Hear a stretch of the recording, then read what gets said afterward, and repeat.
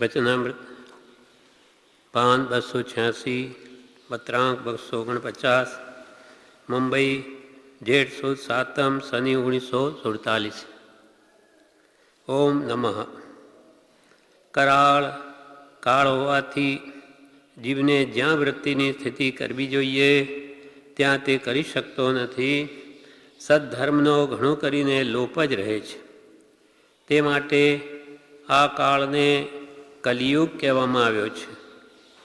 સદ્ધર્મનો જોગ સત્પુરુષ વિના હોય નહીં, કારણ કે અસતમાં સત હોતું નથી.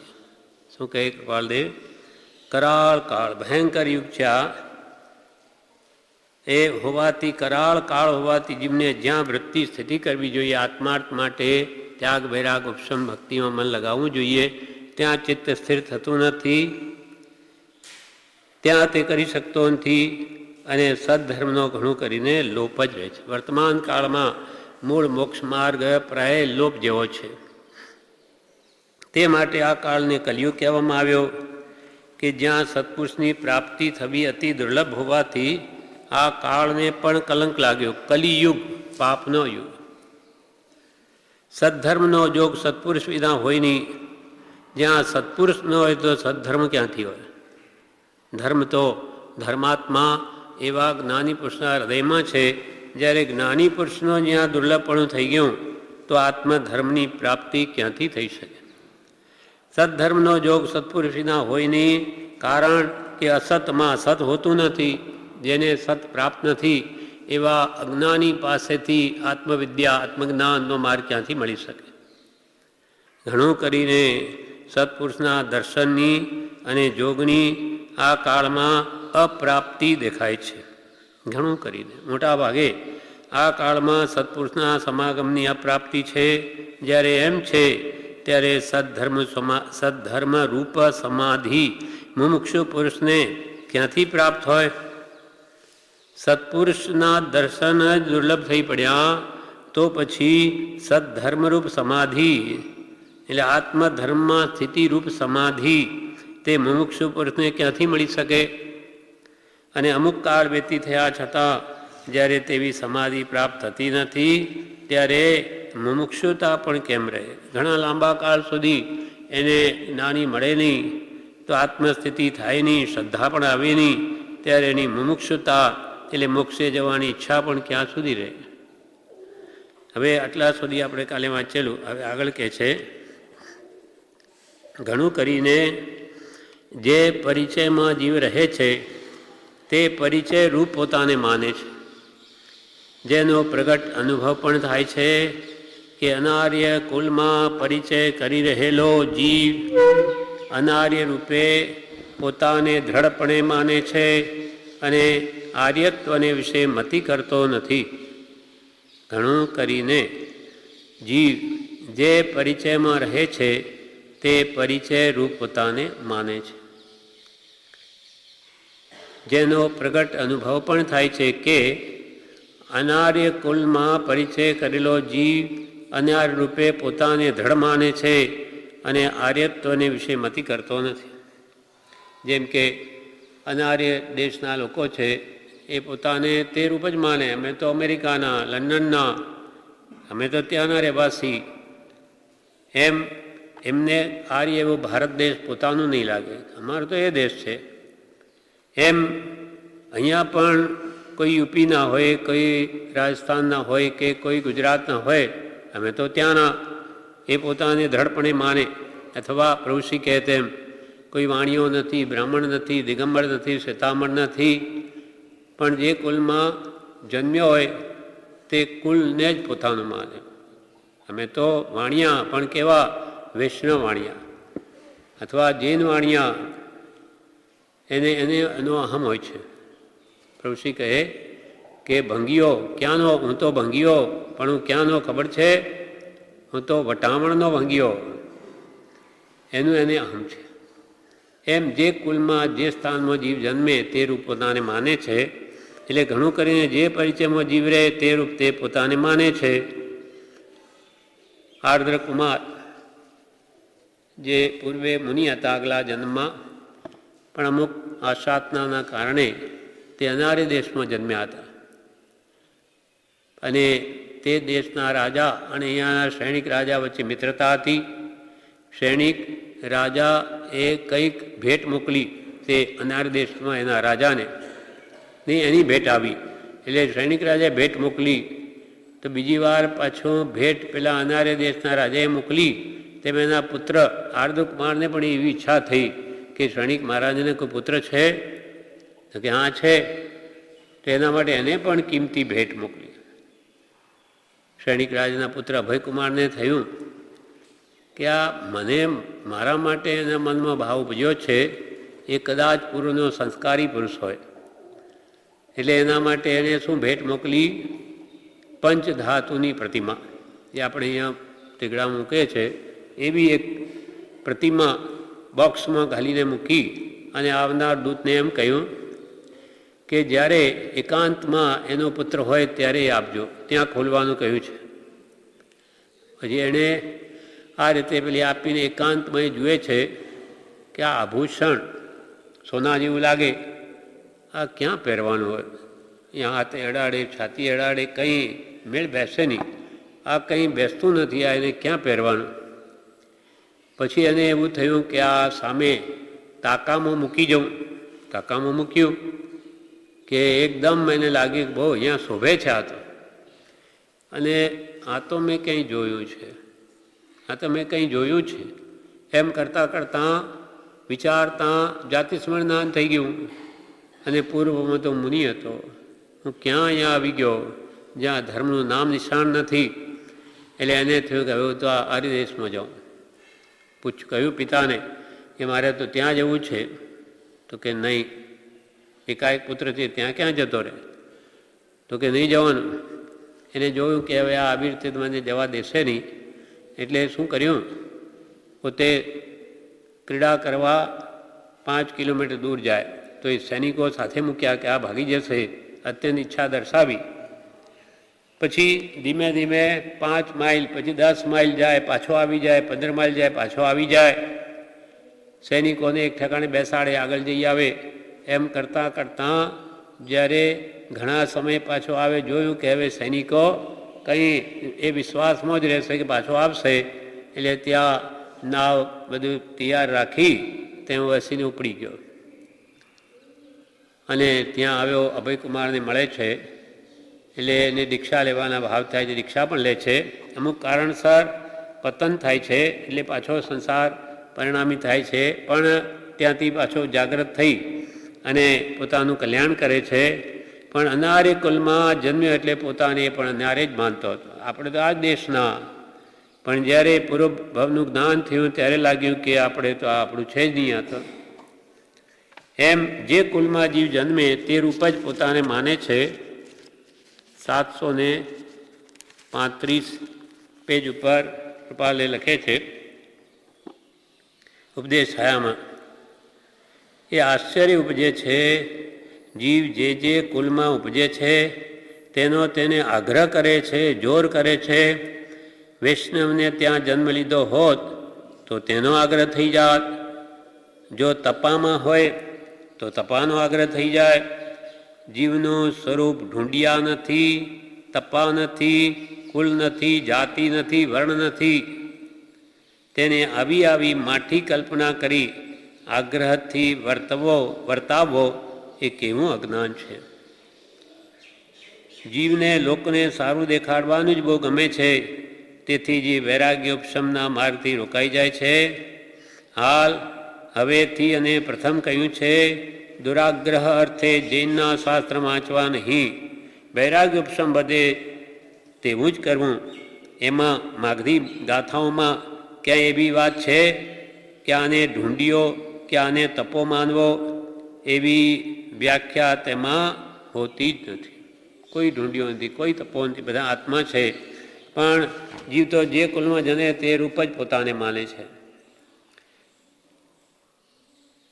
જેમ કે પુત્રી હોય 20 કે 25 વર્ષ સુધી તો બાપના ઘરે રહી હોય અને જ્યારે સાસરે જાય ત્યારે બધું ભૂલી જાય. હવે તો મારું આ ઘર. પછી મોટી થાય, એના છોકરા થાય તો જાણે હું તો અનાદિકાલ અહીંયા જ છું જન્મથી. બસ તે રૂપ થઈ જાય છે. પછી પેલું ભૂલાઈ જાય માતા પિતા કે ઘર જ. એમ જે પરિચયમાં જીવ રહે તે પરિચય રૂપ તેને પોતાને માને છે. એટલે જેવો સંગ તેવો એને રંગ લાગી જાય છે. ઘણું કરીને એટલે એના માટે પૂજ્યપાદ સ્વામીએ સમાધિ શતક જે કૃપાલદેવે પ્રભુશ્રીને આપેલું વિચારવા માટે એમાં ગાથા લખી છે. નર દેહે રહે તો તે આત્માને નર માનતો, તિર્યંચ દેહમાં ઢોર દેવાંગે સુર જાણતો.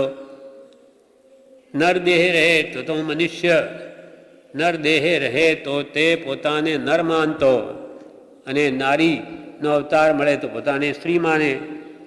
નર દેહે રહે તો તે પોતાને નર માનતો, તિર્યંચ દેહમાં ઢોર.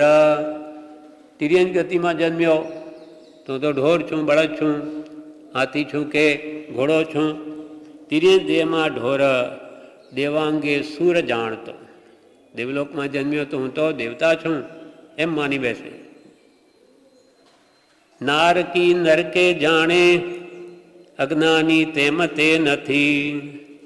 નારકી નરકે જાણે અજ્ઞાની તેમ તે નથી.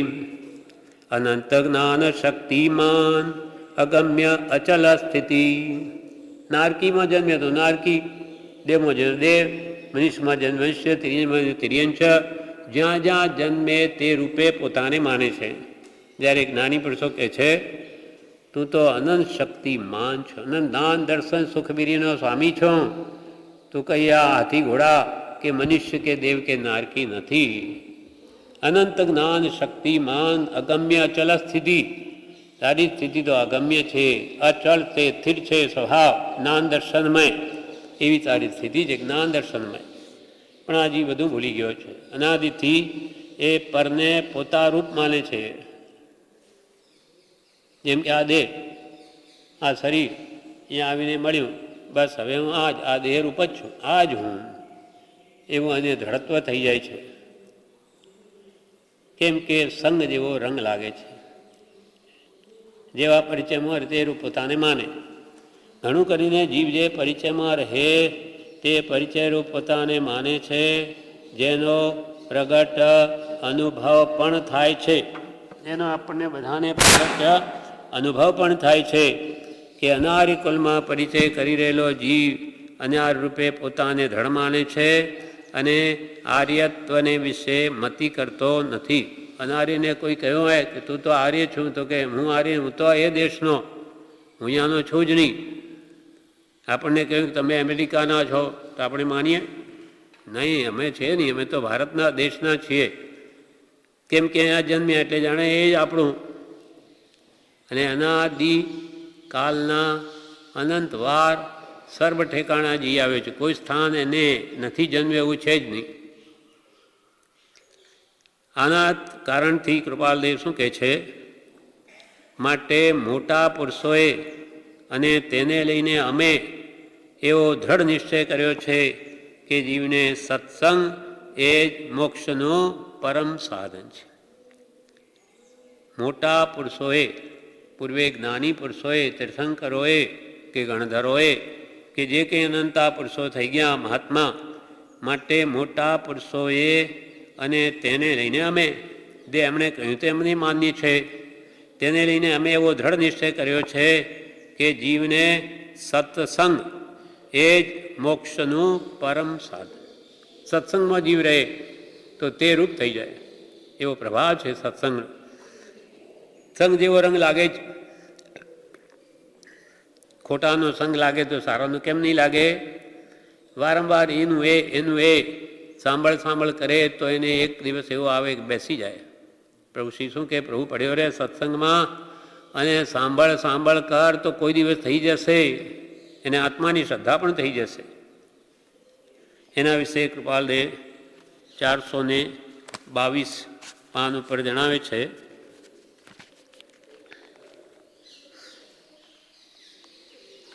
પત્રાંક 525માં કહ્યું, પાનું 422, જ્ઞાનનો બળવાન તારતમ્ય પણ થયે તો જીવને પરપરિચયમાં કદાપી સ્વાત્મબુદ્ધિ થવી સંભવતી નથી. જ્ઞાનનું બળવાન તારતમ્ય એટલે ક્ષાયક સમ્યક દર્શન. મિથ્યાત્વના દળિયા સંપૂર્ણ નાશ પામી ગયા હોય એવું જ્ઞાનનું બળવાન તારતમ્ય પણ થયે તો જીવને પરપરિચયમાં કદાપી સ્વાત્મબુદ્ધિ થવી સંભવતી નથી. ક્ષાયક સમ્યક દર્શને ગમે ત્યાં જાય એને કદી પણ પરપરિચય ગમે એટલો થાય એને તેમાં સ્વાત્મબુદ્ધિ થાય જ નહીં. કેમ? તો કે મિથ્યાત્વના નિષેકો જ નથી.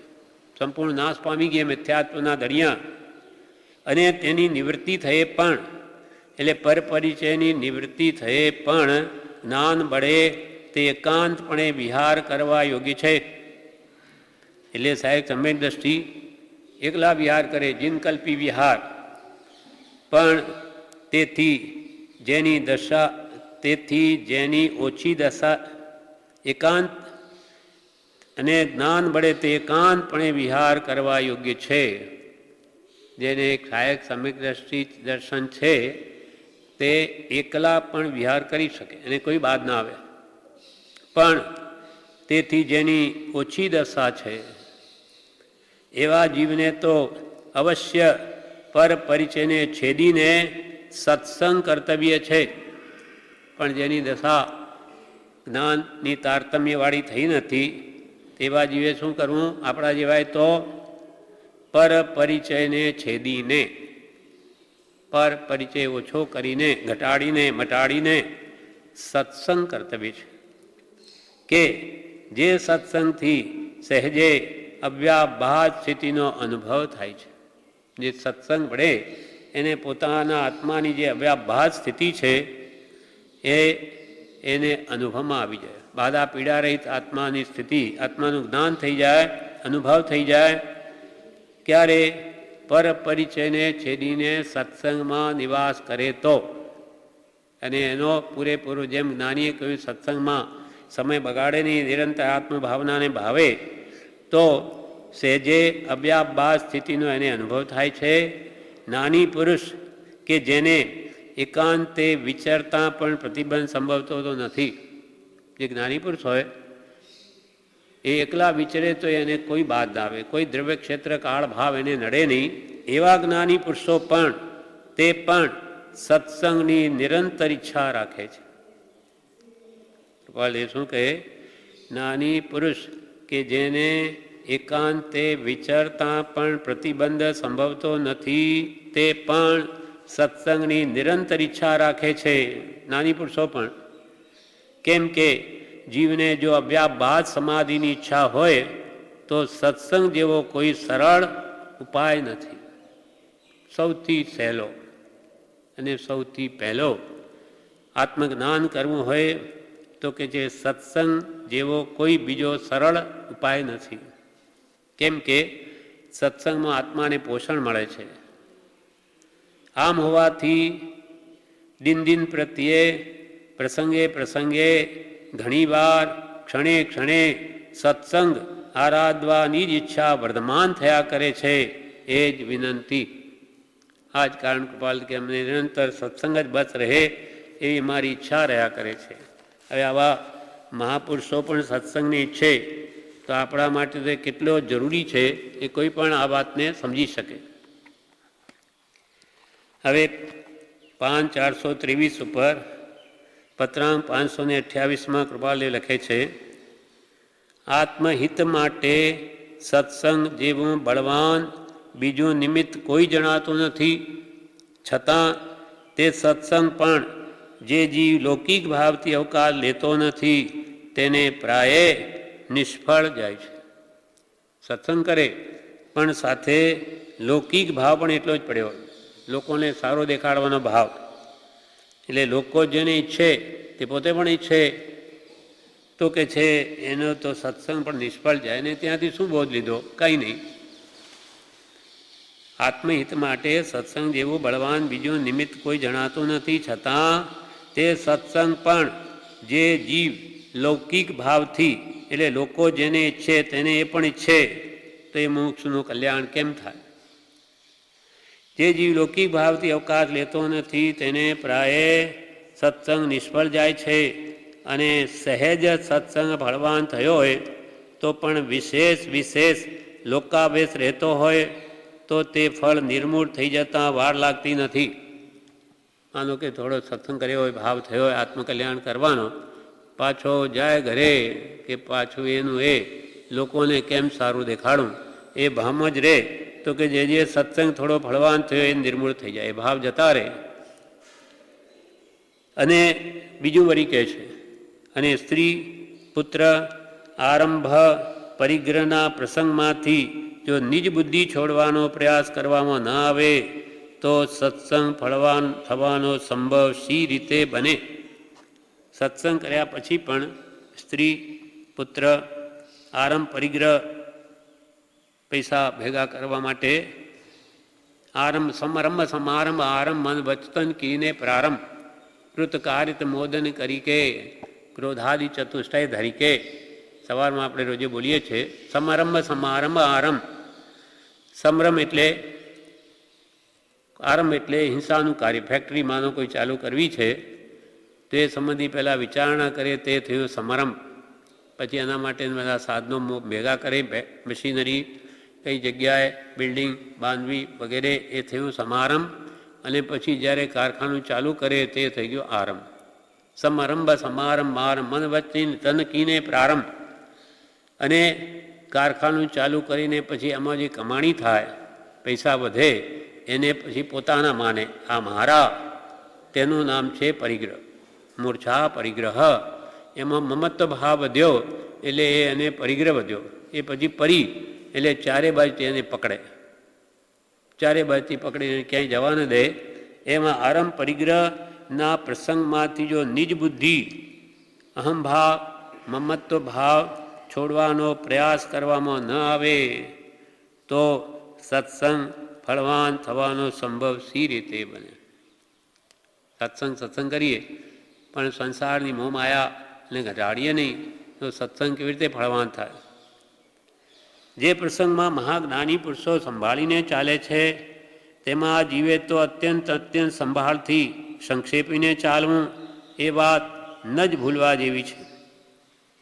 નાની પુરુષો પણ આરંભ પરિગ્રહથી ડરતા રહે તો પછી નાની પુરુષ સંભાળીને ચાલે તો જીવે અત્યંત સંભાળથી સંક્ષેપીને ચાલવું એ વાત ન જ ભૂલવા જેવી છે એમ નિશ્ચય કરી પ્રસંગે કાર્યે અને પરિણામે તેનો લક્ષ્ય રાખી તેથી મોકળું થવા એમ જ કર્યા કરો. આરંભ પરિગ્રહથી છૂટવું જેમ મને તેમ એ જ કર્તવ્ય છે. કેમ કે આપણો મન છે, આપણો ઉપયોગ એક જ છે. એ યા તો ધંધામાં લગાડો કે આત્માર્થમાં. કબીરા મન તો એક હૈ, ચાહે जिधर लगा, ચાહે ગુરુ કી ભક્તિ કર, ચાહે વિષય કમા. કામ એક થશે, એ કરતો આ અને આ કરતો આ. અને યુવાન અવસ્થામાં એમ કહ્યું કે ધર્મ કમાવો કે ધર્મ કમાવાનો સમય એક જ છે. વૃદ્ધાવસ્થામાં કંઈ ન બને. જેમ વૃદ્ધાવસ્થામાં દુકાન આદિના કામ કરવા પડે, એકલાને અઘરા પડે, તેમ ધર્મ આરાધવો પણ મુશ્કેલ જ છે. શરીર થાકી ગયું હોય, ઇન્દ્રિયો કામ ન કરતી હોય, તે વખતે હું ધર્મ આરાધન કરીશ બનવું બહુ મુશ્કેલ છે. એ પણ યુવા વયમાં એને આ તરફ વલણ કર્યું હોય, આ સંસ્કારો દ્રઢ કર્યા હોય તો જ એ વૃદ્ધાવસ્થામાં પણ એ ભાવ ટકી શકે છે. એટલે કે છે એ પ્રત્યેની જો અભાવ ન કરે તો સત્સંગ કેવી રીતે ફળવાન થાય? નિવૃત્તિ ઉપર તો જ્ઞાનીએ ઘણો ભાર મૂક્યો છે. નિવૃત્તિ વિના આત્મસાધન થઈ શકે નહીં. એટલે અહીંયા કહ્યું માટે મોટા પુરુષોને તેને લઈને અમે એવો દ્રઢ નિશ્ચય કર્યો છે કે જીવને સત્સંગ એ જ મોક્ષનો પરમ સાધન છે. સત્સંગ કેવી વસ્તુ છે? પહેલાં તો આરંભ પરિગ્રહ છૂટે, ઓછો થાય તો સત્સંગ થાય. અને સત્સંગમાં જેને કલ્યાણ ન કરવું હોય તેને પણ કરવાના ભાવ થઈ જાય. એક સંબળ અને કંબળ નામના બે દેવ હતા. એ દેવ કેવી રીતે થયા? પૂર્વમાં બળદ હતા, બે બળદ. એક ખેડૂતને શેઠે મદદ કરી, કંઈ એને જરૂર પડી ત્યારે પૈસાની મદદ કરી, એટલે ખેડૂત પણ ભલો માણસ કે આને મને એટલો શેઠે મને કેવું કામ કરી આપ્યું, મારું કામ કાઢ્યું. એટલે બે સુંદર બળદની જોડી એમને ત્યાં જઈને મૂકી આવ્યો. શેઠ કે મારે નહીં, ના રાખો, તમે મારો ઉપકાર કર્યો, એમ કરીને ત્યાં મૂકી દીધા. પછી એ શેઠ સામાયિક કરે, ઉપવાસ કરે, વાંચે, બે જણા ધણી ધણિયાણ. તો એ પણ સાંભળીને એને પણ પૂરના સંસ્કારિક શું થયું એને આ ગમવા લાગ્યું. એ બેસી રહે, સાંભળે, 14ના ખાય જ નહીં, એ ઉપવાસ કરે, એ ઉપવાસ કરે. સંઘનો રંગ લાગી ગયો. બળદ છે તો શું, જીવ છે, મન સહિત જીવ છે. પછી એક દાડો એનો મિત્ર આવ્યો ને કહ્યું કે આ બળદને હું લઈ જાઉં, મારે થોડું કામ છે. એમ કરીને તે રેસ હતી એ બળદોની, ગાડામાં જોતરી અને કોનું ગાડું આગળ જાય. તે આમ પુષ્ટ હતા, રષ્ટપુષ્ટ. શેઠ ઘરે જ રાખે, પૈસા ઘણા હતા કે પશુઓને આપણે શા માટે કોઈ બીજા ઉપયોગમાં લેવા. પણ એને જઈને ત્યાં એવા દોડાવ્યા, જે નંબર તો પહેલો આવ્યો, પણ બિચારા કોઈ દિવસ કામ કરેલું નહીં, થાકી ગયા. એને પાછા લાવીને ત્યાં બાંધી દીધા. શેઠને ત્યાં એવા નિર્બળ થઈ ગયા કે શક્તિહીન થઈને ત્યાં જ એમનો દેહાંત થાય. એટલે અંત વખતે શેઠ પણ એમને એવી વ્યવસ્થા જાણીને એમને મંત્ર સંભળાવીને એમનો દેહ ત્યાગ કરાવ્યો. એ મરીને ત્યાંથી દેવલોકમાં ગયા. સંબલ ને કંબલ નામના દેવ થયા. એમ સંગ જેવો રંગ લાગી ગયો. બળદ છે તો એમને એવું થયું. વળી કૃપાલદેવ પત્રાંગ પાન 329 પર કે છે,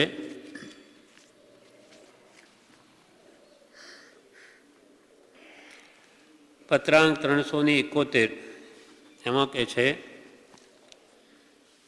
આ કાળનું વિષમપણું એવું છે કે જેને વિશે ઘણા વખત સુધી સત્સંગનું સેવન થયું હોય તો જીવને વિશેથી લોકભાવના ઓછી થાય અથવા લય પામે. આપણી જે લોકોને સારું દેખાડવાની ઈચ્છા કે લોકો જેમ ઈચ્છે તેમ આપણે કરવું, લોકોમાં સારું દેખાડીએ એવી જે ઈચ્છા આપણી છે તે કે છે ઘણા કાળના બોધે નીકળે એવી છે, એકદમ જાય એવી નથી. આ કાળનું વિષમપણું એવું છે કે જેને વિશે ઘણા વખત સુધી સત્સંગનું સેવન થયું હોય તો જીવને વિશેથી લોકભાવના ઓછી થાય. ઘણા કાળ સુધી સત્સંગ કર્યો હોય તો જ એવી લોકભાવના ઘટે અથવા લય પામે. લોકભાવનાના આવરણને લીધે પરમાર્થ ભાવના પ્રત્યે જીવને ઉલ્લાસ પરિણતિ થાય નહીં. લોકોને સારું દેખાડવાની જ્યાં સુધી અંતરમાં ભાવના છે, જગતને રૂડું દેખાડવાની, ત્યાં સુધી આત્મા ભાવના પ્રત્યેના પરિણામ ઉલ્લાસિત નહીં થાય, ઉમળકોણી આવે. લોક ભાવનાના આવરણને લીધે પરમાર્થ ભાવના એટલે આત્મ ભાવના પ્રત્યે જીવને ઉલ્લાસ પરિણતિ થાય નહીં. અને ત્યાં સુધી લોક સહવાસ તે ભવરૂપ હોય છે. અહીંયા પરમાર્થ ભાવની હોય, લોકોનો સહવાસ એને માટે સંસાર વધારનાર જ હોય છે. સત્સંગનું સેવન જે નિરંતર ઈચ્છે છે એવા મુમુક્ષુ જીવને જ્યાં સુધી તે જોગનો વિરહ રહે ત્યાં સુધી દ્રઢ ભાવે તે ભાવના ઈચ્છી પ્રત્યેક કાર્ય કરતાં વિચારતી વર્તી, પોતાને વિશે લઘુપણું માન્ય કરી, પોતાના જોવામાં આવે તે દોષ પ્રત્યે નિવૃત્તિ ઈચ્છી સરળપણે વર્ત્યા કરવો. અને જે કાર્ય કરી તે ભાવની ઉન્નતિ થાય એવી જ્ઞાન વાર્તા કે જ્ઞાન લેખ કે ગ્રંથનું કંઈ કંઈ વિચારવું રાખવું તે યોગ્ય છે. સત્સંગનું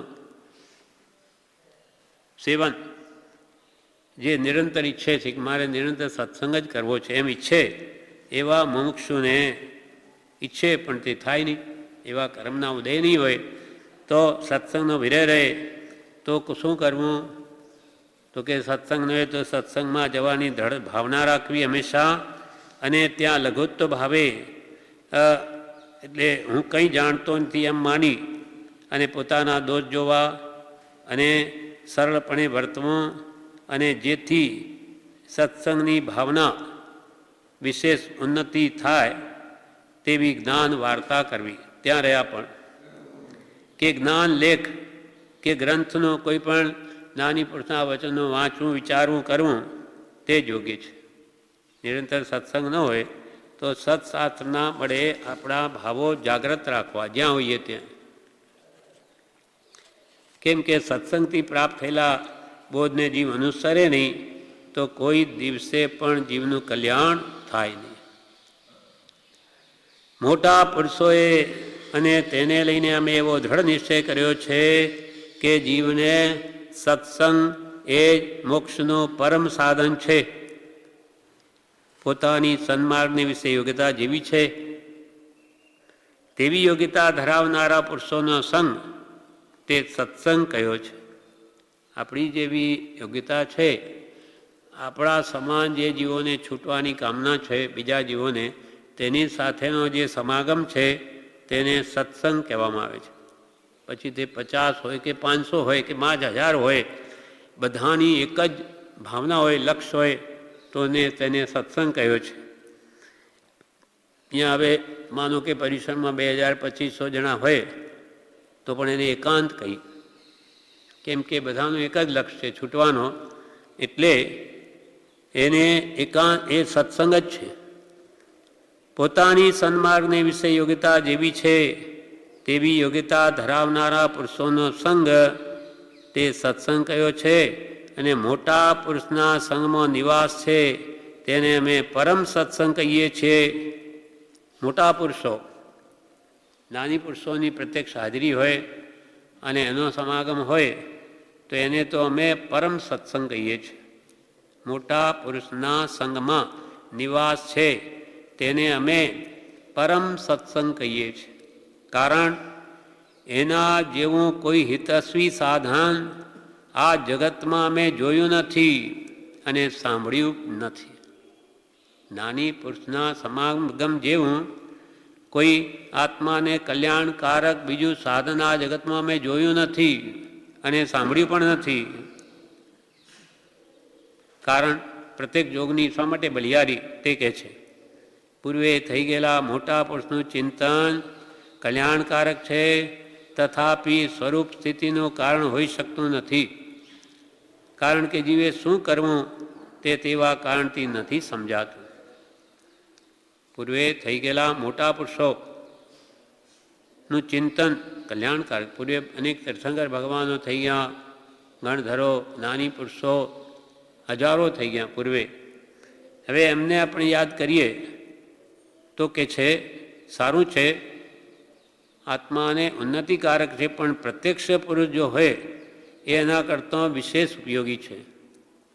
પૂર્વે થઈ ગયેલા મોટા પુરુષનું ચિંતન કલ્યાણકારક છે. એમાંનાથી કંઈ ભગવાન મહાવીરને કે બધાને યાદ કરીએ તો કોઈ પાપ બંધાઈ જાય એવું નથી. કલ્યાણકારક છે, તથાપિ સ્વરૂપ સ્થિતિનું કારણ હોઈ શકતું નથી. આત્મ સ્વરૂપમાં સ્થિતિ કરાવવામાં એ પ્રબળ કારણ નથી. કારણ કે જીવે શું કરવું તે તેવા સ્મરણથી નથી સમજાતું. ભગવાનનું આપણે સ્મરણ કરીએ છીએ, મહાવીર ભગવાનનું કે કોઈ પણ પૂર્વે મહાત્મા થઈ ગયા તેનો, પણ આપણે અહીંયા હમણાં શું દોષ છે કોણ કઢાવે? ભગવાન તો કહેવા આવે નહીં. એના માટે 5382 ઉપર કૃપા લેવાનો ખુલાસો કરે છે કે પૂર્વે થઈ ગયેલા અનંત જ્ઞાનીઓ જો કે મહાજ્ઞાની થઈ ગયા છે, કેવળ જ્ઞાનીઓ થઈ ગયા છે, પણ તેથી કંઈ જીવનો દોષ જાય નહીં. કેવળ જ્ઞાનીઓ થઈ ગયા, તીર્થંકરો થઈ ગયા પૂર્વે, પણ તેથી આપણો દોષ તો અહીંયા આજે છે, તો એ કંઈ કહેવા આવે નહીં. એટલે કે અત્યારે જીવમાં માન હોય તે પૂર્વે થઈ ગયેલા જ્ઞાની કહેવા આવે નહીં કે તું આ માન કેમ કરે છે, નહીં કરવું જોઈએ, કહેવા આવે નહીં. પરંતુ હાલ જે પ્રત્યક્ષ જ્ઞાની બિરાજમાન હોય તે દોષને જણાવી કઢાવી શકે. વર્તમાનમાં જે હાજર જ્ઞાની હોય તે જ આપણા દોષને જણાવીને કઢાવી શકે. જેમ દૂરના ક્ષીર સમુદ્રથી અત્રેના તૃષાતુરની તૃષા છીપે નહીં, પણ એક મીઠા પાણીનો કળશો અત્રે હોય તો તેથી તૃષા છીપે. આપણે આ તરસ લાગી હોય, મળતા હોઈએ કે પાણી લાવો, તો કોઈ કહે કે જાઓ ને ત્યાં દૂધનો સમુદ્ર છે આખો, ખૂબ પીઓ. ક્યાં છે? એ તો કે ઘણો દૂર છે. હું ત્યાં કેવી રીતે જાઉં? મને તો અહીંયા મરી રહ્યો છું અને કોઈ મીઠા પાણીનો લાવીને કળશો આપે તો આપણી તૃષા છીપે. એ ભલે ને દૂધનો સમુદ્ર છે, પણ મારે શું કામનો? તે ભગવાન મોટા, ઘણા જ મોટા, એનો કોઈ ના નહીં, પણ મારા દોષ કોણ કઢાવે? એટલે કે અત્યારે જેઓ માન હોય તો પૂર્વે થઈ ગયેલા જ્ઞાની કહેવા આવે નહીં, પણ હાલ જે પ્રત્યક્ષ જ્ઞાની બિરાજમાન હોય, જેમ કે કૃપાલદેવ 100 વર્ષ પહેલાં થયા, તો આપણા આ કાળના જીવોના કેવા દોષ છે, કેવી સ્થિતિ છે, કેવા ભાવ છે, એમને શું નડે છે, એ વર્તમાન જ્ઞાની આપણને જણાવી શકે. એટલે કહ્યું કે પ્રત્યક્ષ સદગુરુ સમ નહીં, પરોક્ષ જીન ઉપકાર. જીનેશ્વર ભગવાન મહાન છે, મોટા જ છે, પણ પ્રત્યક્ષ સદગુરુ સમાન એનો ઉપકાર નથી. ઉપકારની દૃષ્ટિએ ભગવાન પરમ કૃપાળુ, ઉપકારની દ્રષ્ટિએ આપણા માટે પરમ કૃપાળુ દેવ, અને ગુણોની દ્રષ્ટિએ ભગવાન તીર્થંકરો એ સૌથી મોટા છે. પણ ઉપકારની દ્રષ્ટિએ નવકારમાં પણ પહેલાં નમોરી અંતાણ, પછી નમો સિદ્ધાણમ, કેમ કે અર્યંત ભગવંત મારો ઉપકાર કરે છે. એ તો ભગવાન મોટા છે અર્યંત કરતાંય, પણ એ તો મોક્ષમાં બિરાજમાન છે. મને કંઈ ઉપકારના કારણ થતા નથી, પણ મોટા એ મોટા જ છે. એમને કંઈ બીજા નંબરમાં નમો સિદ્ધાણ મૂકી દીધું તેથી કે નાના થઈ ગયા, એમ નથી. એમ મીઠા પાણીનો અત્રે કળશો હોય તેથી તૃષા છીપે. માટે પ્રત્યક્ષ નાનીનો સત્સંગ હોય તો એની બલિહારી છે. પૂર્વે થઈ ગયેલા મોટા પુરુષનું ચિંતન કલ્યાણકારક છે, તથાપિ સ્વરૂપ સ્થિતિનું કારણ થઈ શકતું નથી. આત્મ સ્વરૂપમાં સ્થિતિ થઈ શકે નહીં, કારણ કે જીવે શું કરવું તે તેવા સ્મરણથી નથી સમજાતું. પ્રત્યક્ષ જોગે વગર સમજાવીએ પણ સ્વરૂપ સ્થિતિ થવી સંભવિત માનીએ છે. પ્રત્યેક જ્ઞાનીનો જોગ હોય તો વગર કંઈ બોલે નહીં તો એના મન વચન કાયની ચેષ્ટાથી આપણને બોધ થાય, અને તેથી એમ નિશ્ચય થાય છે કે તે જોગનો અને તે પ્રત્યક્ષ ચિંતનનું ફળ મોક્ષ હોય છે. કારણ કે મૂર્તિમાન મોક્ષ તે સત્પુરુષ છે. મૂર્તિમાન મોક્ષ એ હાજર હોય તો આપણા દોષ કઢાવે, અને એના મન વચન કાયની ભલે બોલે નહીં તોય ચેષ્ટાથી આપણને બોધ થાય. કારણ કે મૂર્તિમાન મોક્ષ તે સત્પુરુષ છે. મોક્ષે ગયા છે એવા અરહંતાદિક પુરુષનું ચિંતન ઘણા કાળે ભાવાનુસાર મોક્ષાદિક ફળદાતા હોય છે. સમ્યક્ત્વ પામ્યા છે એવા જ્ઞાની પુરુષનો નિશ્ચય થયે અને યોગ્યતાના કારણે જીવ સમ્યક્ત્વ પામે છે. મોક્ષે ગયા છે. અર્યંત ભગવાનનો બધા આવે તીર્થંકરો મોક્ષમાં બિરાજમાન છે, પણ એમનું ચિંતન આપણે ભાવને આધારે મોક્ષ કે ઉત્તમ ગતિનું જરૂર કારણ થાય, પણ સમ્યક પામ્યા ભલે એમના કરતોય ખાલી આત્મજ્ઞાન પામ્યા છે એવા જ્ઞાની પુરુષનો નિશ્ચય થયે, જળ શ્રદ્ધા થયે, અને આપણી જેટલી યોગ્યતા હોય તો આ ભવમાં પણ જ્ઞાની પુરુષ દ્વારા સમ્યક દર્શનની પ્રાપ્તિ થઈ શકે છે. જ્યારે ભગવાન તીર્થંકરો અહીંયા આજે કહેવા આવે નહીં. આપણા દોષો જોઈને જેમ 7 વ્યસનનો ત્યાગ એ રૂપ ચરી આપણને પાળવા કહ્યું છે આજકાલના જીવોને માટે, અને રોગ આપણો આત્મભ્રાંતિ છે, અને તે કાઢવા માટે 3 પાઠરૂપ દવા આપી છે. તે દવાથી દોષો કાઢીએ પોતાનું સહજ આત્મ સ્વરૂપ પ્રગટ થાય છે. આ વર્તમાન જીવોને માટે આ ઉપાય જ્ઞાનીએ બતાવ્યો. આ પ્રમાણે આ પત્ર પૂરો થયો. એનું વિવેચન છે જે આપણે આવતીકાલે